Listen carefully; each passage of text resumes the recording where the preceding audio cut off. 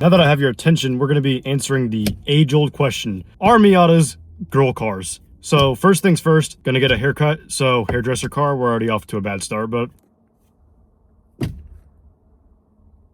let's move on. So according to the internet, Miatas are usually clout cars or they are just fun, cute little hairdresser cars. So we're gonna run a series of very scientific and accurate experiments to see if that is true or not.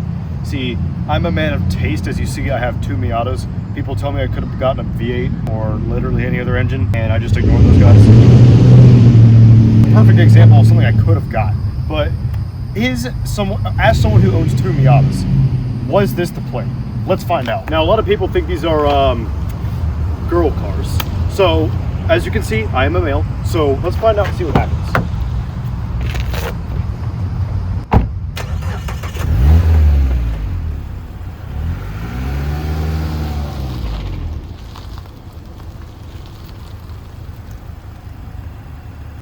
Well, I'm no expert, but it looks like I think I operated the vehicle, so I think that's a pass. So now that we have proved indeed that men can drive Miatas, we don't have someone for the passenger seat. So I'm going to sit here and see if it attracts women.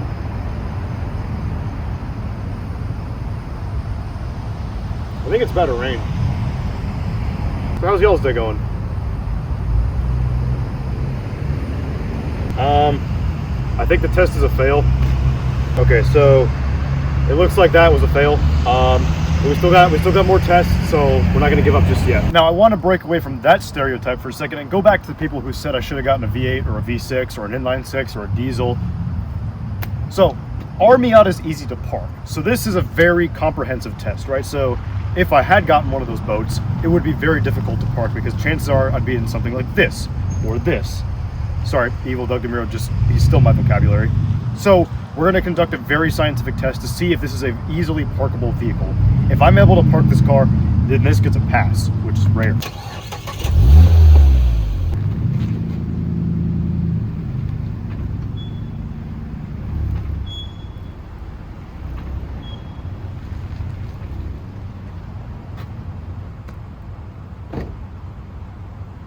No, I'm not really much of an expert, but that looks pretty parked me. So the white lines are just a construct, right? So if you want to be successful, you got to break rules. So as you see, I broke the rules and I'm outside. This is my own designated parking. So I say that's a pass. I want to make another point real quick. So as you can see, this vehicle is equipped with a manual transmission. So the word man is already in the name, right? This is a man's car, right? So this is only a skilled operator can drive one of these vehicles. So as you can see, sturdy, it's definitely not going to blow up on me. All right, now it's time for the practicality test. I'm a very busy and frugal businessman, so I need to get a lot of things done. So naturally, I need a lot of cargo storage. So what happens when we go grocery shopping? Everyone needs food. So let's go ahead and get some high quality food. I think there's lightning. Also, side note, this is probably a very safe car in a flood, so don't worry about it. But let's get some groceries and see what happens.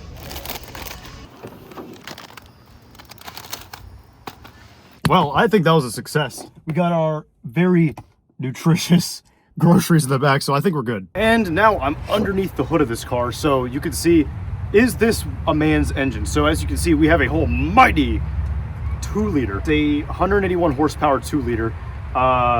You know, my Mitsubishi Eclipse, also a 2-liter, but that relies on a turbo to get 260 horsepower maybe. This thing is 181 horsepower, all motor, naturally aspirated 2-liter. Sorry, I just zoned out. So I'd say, for what I like my lightweight balanced cars. They are like precision instruments, not so much in stock form, but once you build them out, such as a, you know, nicely built NA like my other one that is currently still broken, or my now stock ND Miata. So kind of a Miata, you know, I like Miatas.